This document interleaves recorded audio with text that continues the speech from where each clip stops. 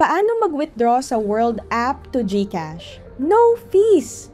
Mula sa home, pindutin ang settings sa itaas. Itap ang contacts. Kung hindi mo pa na ilalagay ang iyong mobile number, itap ang add phone number.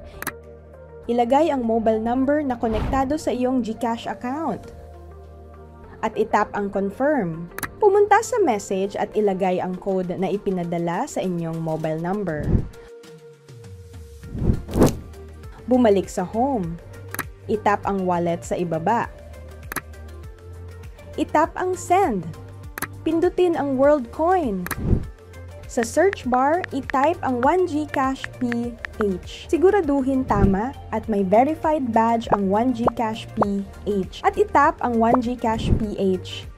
Mag-enter ng amount ng gustong i-withdraw o pindutin ang maximum. At itap ang continue. Maghintay saglit hanggang matapos ang processing. Pindutin ang confirm send. Maghintay saglit. Itap ang done. Pumunta na sa inyong GCash account at i-check ang balance mo.